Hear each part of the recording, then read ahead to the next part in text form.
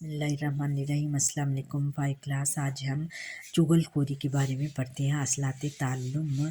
इस सबक की तकमील के बाद आप इस काबिल हो जाएंगे कि कुरान और सुन्नत की रोशनी में चुगलखोरी के मानी और मफ़हूम से वाकिफ़ हो सकें, चुगलखोरी के मुतल्लिक़ वैद जान सकें।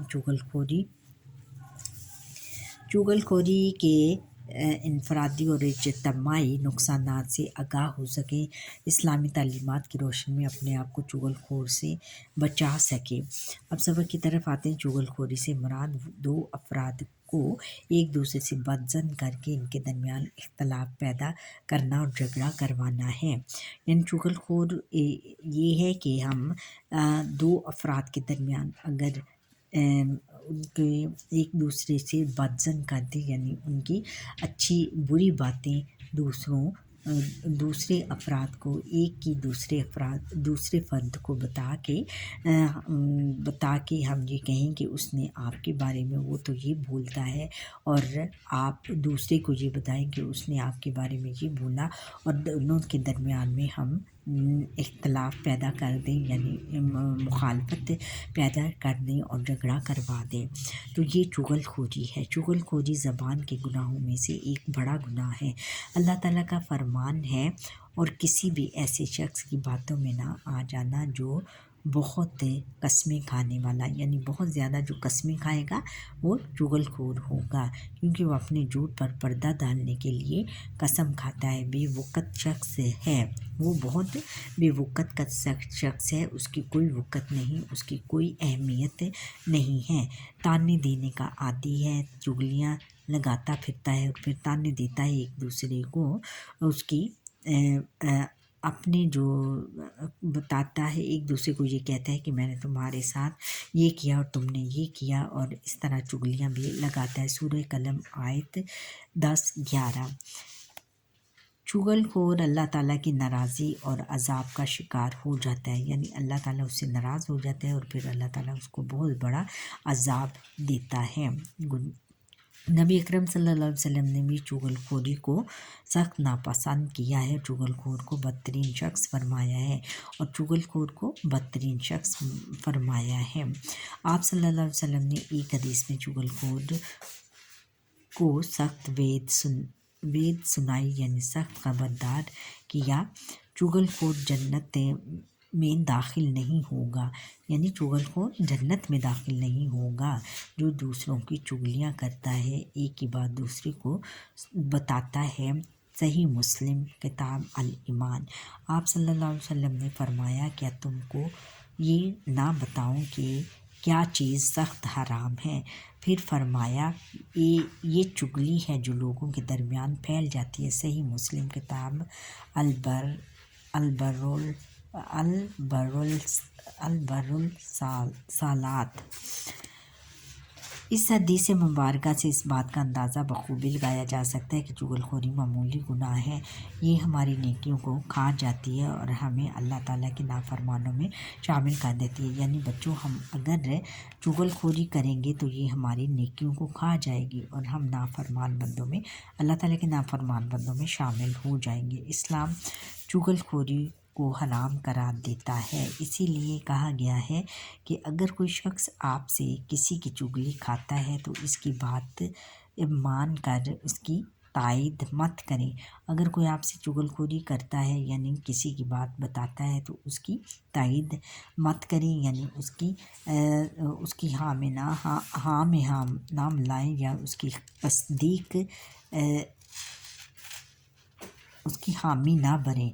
वो शख्स झूठा है, क्योंकि क्योंकि अपने झूठ को छुपाने के लिए बच्चों वो फिर चुगलखोरी करता है।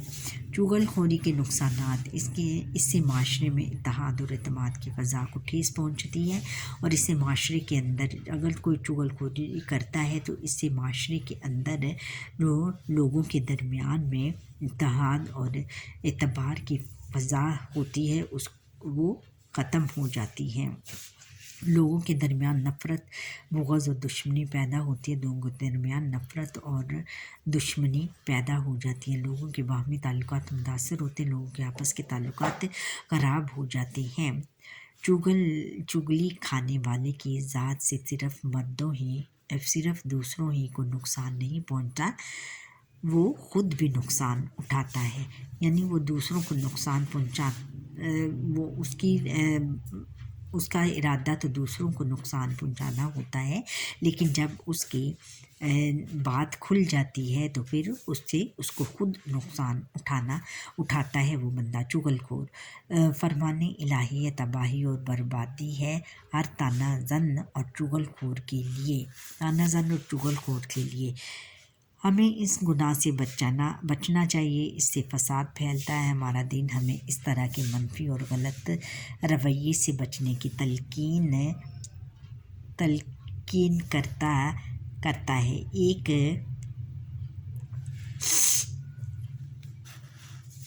ایک مسلمان ہمیشہ دوسرے مسلمان کا بڑا خیر خواہ اور اس کی عزت کا خیال رکھنے والا ہوتا ہے۔ چغل خوری سے بچ کر ہی ہم دنیا اور آخرت میں کامیابی حاصل کر سکتے ہیں۔ یعنی ہم اگر چغل خوری سے بچیں گے، ایک دوسرے کی باتوں پر دھیان نہیں دیں گے، تو پھر ہم دنیا اور آخرت میں بھی کامیاب ہو جائیں گے۔ اب مشق کی طرف آتے ہیں۔ مشق میں سب سے پہلے درست بیان پر درست کا نشان لگائیں۔ چغل خوری گناہوں میں سے ایک بڑا گناہ ہے، آنکھ سے، کان سے، ہاتھ سے، زبان سے۔ اس سے چغل خوری ہم کہاں سے کرتے ہیں؟ زبان سے کرتے ہیں، یعنی زبان سے۔ حدیث کے مطابق چغل خور داخل نہیں ہو سکتا جنت میں، مسجد میں، عیدگاہ میں، مکتب میں، جنت میں۔ چغل خوری معاشرے میں سبب بنتی ہے فساد کا، دوستی کا، خوشحالی کا، امن کا، فساد کا۔ چغل خور کو آخرت کے دن سامنا کرنا پڑے گا، خوشی کا، ندامت کا، راحت کا، خوشحالی کا، ندامت کا۔ کس صورت میں چغل خوری کی مذمت کی گئی ہے؟ سورہ حمزات، سورہ فیل، سورہ فلق اور سورہ ناس۔ سورہ حمزات۔